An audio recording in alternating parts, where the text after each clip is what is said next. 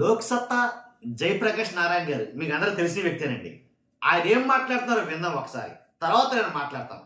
జగన్ గారి గురించి, మావి గారి గురించి జయప్రకాష్ నారాయణ గారు మాట్లాడే మాటలు ఒకసారి విందాం, తర్వాత మిగిలిన మనం మాట్లాడుకుందాం ఒకసారి.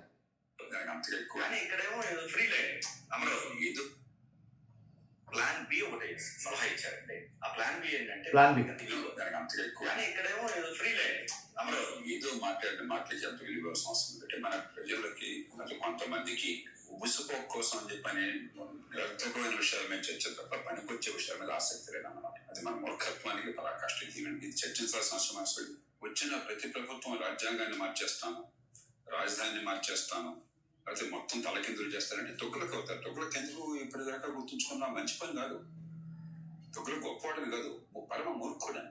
గుంటూరు, విజయవాడ, మచిలీపట్నం అంటే అక్కడ జనసాంద్రత బాగా ఉన్నది. ప్రజల దగ్గర వాళ్ళ చొరవ వల్ల, కష్టం వల్ల మిగిలి ఉన్నది. మిస్టేకింగ్ కెపాసిటీ కాబట్టి అభివృద్ధి మరింత జరగాలి. మంచిదే కదా. కాబట్టి రాజధాని అక్కడ ఉంటే సరైనది కదా ఆ ప్రాంతంలో. చేత దీనికి తర్కం లేదు, కుతర్కం లేదు అంతా.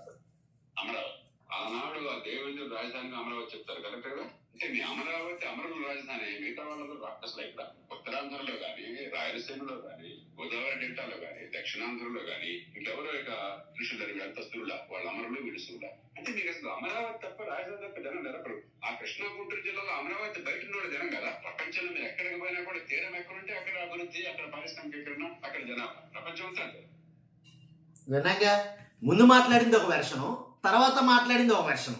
జయప్రకాష్ నారాయణ గారు ముందు మాట్లాడిందేమో జగన్ గారిని తక్కువ చేసి మాట్లాడుతూ, మావి గారిని తక్కువ చేస్తూ మాట్లాడారు. ఇప్పుడు ప్రజల్లో మావి గారిని దెబ్బ మామూలుగా లేదు. అంటే స్ట్రైట్ ఫార్వర్డ్గా మాట్లాడాలంటే మావి గారిని దెబ్బ ప్రజల్లో మామూలుగా లేదు. అందుకనే వెంటనే జయప్రకాష్ నారాయణ గారు స్వరం మార్చారు.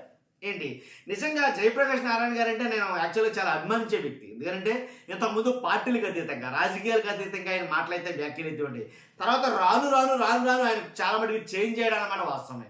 కాబట్టి ఏదో కులం అనే దాని మీద ఆయనకి దాని మీద సపోర్టివ్గా మాట్లాడడం, కొన్ని వ్యాఖ్యలు కావాలని చేయడం, ఇలా చేయడంతో ఆయన మీద ఉండే మేధావి సంపత్ వర్గంలో ఒక సభ్యుడు ఆయన వాస్తవంగా అయితే కనుక. కానీ చూసాగా ముందే మాట్లాడాడు జగన్ గారు తొగ్లక్ నిర్ణయాలని, ఆయన తొగ్లక్ అన్నట్టుగా ఏంటి దాన్ని అభివర్ణిస్తూ కొన్ని వ్యాఖ్యలు చేశాడు. కానీ మావి కానీ ఎఫెక్ట్ అయితే మామూలుగా లేదు రాష్ట్రంలో. దాన్ని బట్టి ఈయన వెంటనే స్టాండ్ మార్చాడు, ఆయన స్వరం మారింది.